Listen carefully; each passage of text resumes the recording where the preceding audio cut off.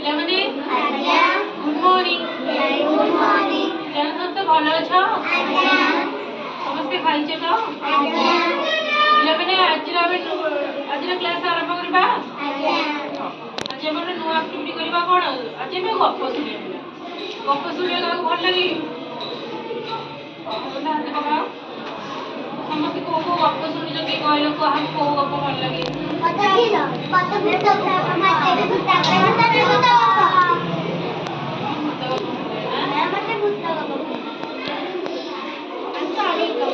ପିଲାମାନେ ସେମିତି ଆଜି ଗୋଟେ ଆମେ ନୂଆ ଗପ ଶୁଣିବା, କୁକୁର ଆଉ କୁମ୍ଭୀର। ଏଇ ଗପଟା ଶୁଣିଥିଲ କିଏ? କେହି ଶୁଣିନ ନା? ଏଇଟା ନୂଆ ଗପଟା ଆଜି ଶୁଣିବା ମନେ ଦେଇ ହେଲା। ଏଇ ଗପରେ କ'ଣ ଅଛି ତମେ ଜାଣିବ?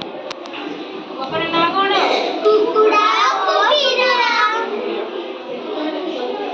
ଗୋଟିଏ ଶୁଣ ପିଲାମାନେ ହେଲା, କହୁଛି ଶୁଣ। ଗୋଟିଏ କୁକୁଡ଼ା ଥିଲା, ଦିନେ ତାକୁ କ'ଣ ଶୋଷ ଲାଗେ ହେଲା। ଗୋଟେ ଜଙ୍ଗଲରେ କ'ଣ ଗୋଟେ କୁକୁଡ଼ାରେ ରହିଥିଲା। ଦିନେ କ'ଣ ହେଇଛି କହିଲେ ନା, ଖରାଦିନ ହେଇଛି, ଶୋଷ ଲାଗେ ହେଲା। ତାପରେ ସେ କ'ଣ ନଈକି ପାଣି ପିଇବାକୁ ଗଲା। କିଏ ଗଲା ନଈକି ପାଣି ପିଇବାକୁ? ନଈରେ ଗୋଟିଏ କ'ଣ କୁମ୍ଭୀର ରହୁଥିଲା। ସେ ଯୋଉ ନଈକି ପାଣି ପିଇବାକୁ ଗଲା, ସେ ନଈରେ କ'ଣ ଗୋଟେ କୁମ୍ଭୀରଟେ ରହୁଥିଲା ହେଲା। କୁକୁଡ଼ା ନଈରେ ପାଣି ପିଇବାକୁ ଗଲା।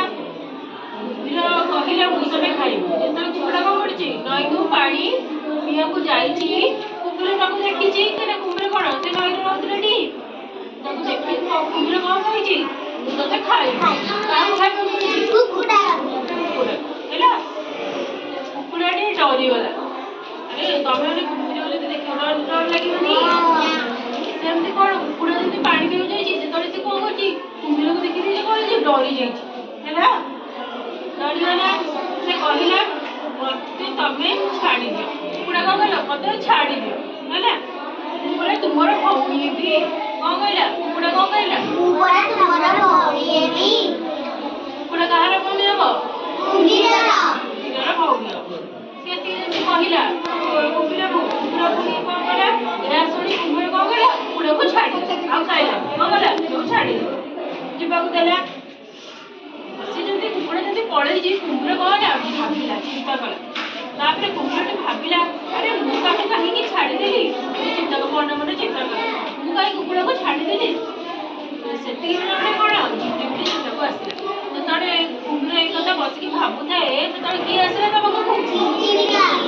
ଝିଟିପିଟି ଗୋଟେ ଆସିଲେ ହେଲା।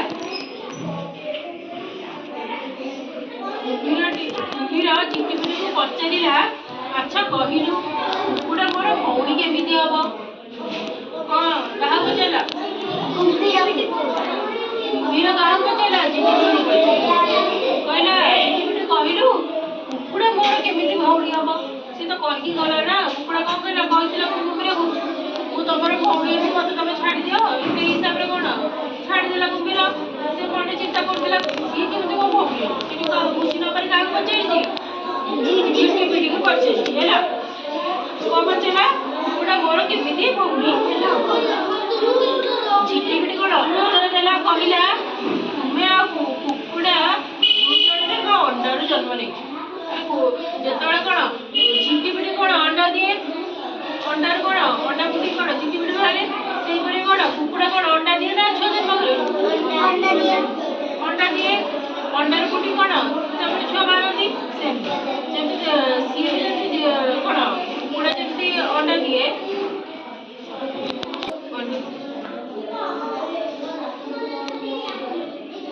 ପିଲାମାନେ କ'ଣ ହେଲା? ଝିଟିପିଟିକୁ ପଚାରିଲା କି କୁକୁଡ଼ା କ'ଣ କେମିତି ମୋ ଭଉଣୀ ହବ? ସେ ଉତ୍ତରରେ କ'ଣ କହିଛି କହିଲା, କୁକୁଡ଼ା ଯେମିତି ଅଣ୍ଡାରୁ ଜନ୍ମ ହେଇଥାଏ, ମାନେ କ'ଣ ଅଣ୍ଡା ଦେଇଥାଏ, ଅଣ୍ଡା ଫୁଟିକି କ'ଣ କୁକୁଡ଼ା ହେଇଥାଏ, ସେଇପରି କ'ଣ କୁମ୍ଭୀର ବି ଅଣ୍ଡା ଦେଇଥାଏ, ଅଣ୍ଡା ଫୁଟି କ'ଣ ଛୁଆ ବାହାରିଥାଏ। ସେଇପରି ଯେମିତି ତମେ ଦି ଜଣ ଯାକ ଅଣ୍ଡାରୁ ଜନ୍ମ କରି କ'ଣ ତମେ ଦି ଜଣ ଭାଇ ଭଉଣୀ। ବୁଝିପାରିଲ? ସେଠି କ'ଣ କହିଲା? ତୁମେ ଆଉ କୁକୁଡ଼ା ଦୁଇ ଜଣ ଯାକ ଅଣ୍ଡାରୁ ଜନ୍ମ ହଉଛ ହେଲା। ତେଣୁ ତୁମେ ହେଲ ଭାଇ ଭଉଣୀ। ବୁଝିପାରିଲ ପିଲାମାନେ? ପ୍ରଶ୍ନ ପଚାରି। ଆଚ୍ଛା କହିଲ, ଏଇ ଗପରେ କିଏ କିଏ ସବୁ ଥିଲେ କହିଲ?